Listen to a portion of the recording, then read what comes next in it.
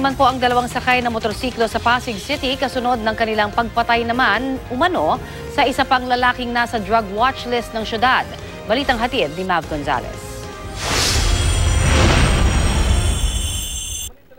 Sa baril na buhay, sa baril din mamamatay. Patay ang riding in tandem na ito ilang minuto matapos pagbabarilin umano ang isang lalaki.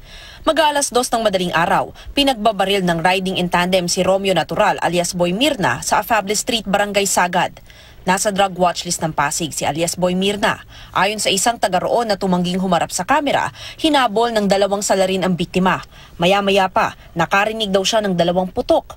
Sakto namang may mga operatibang magkakasadapat ng bypass sa lugar, kaya nakaresponde sila agad ng makarinig ng putok ng baril. Nagtanong-tanong agad at yung mga residente naman ay sinabi yung description ng mga suspect na bumaril doon. Ito ay natsambahan ng tropa na nakita, hinabol dito at nagkaroon ng putukan. Sa Jennys Avenue sa Rosario, Pasig na inabutan ng otoridad ang 2 hindi pa nakikilalang sospek. Patay sa engkwentro ang mga sospek na sakay ng motorsiklo.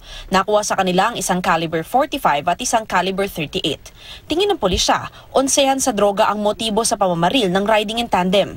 Noon pa natin sinasabi na wala namang vigilante rito sa Pasig City. Yung unang mga na-uncover natin ay kagagawan nung mismong grupo rin. Sila rin ang pumapatay sa kanilang mga tao na hindi nakakapag-comply sa kanilang obligasyon. Patuloy naman ang investigasyon sa kaso. Mav Gonzalez, GMA News.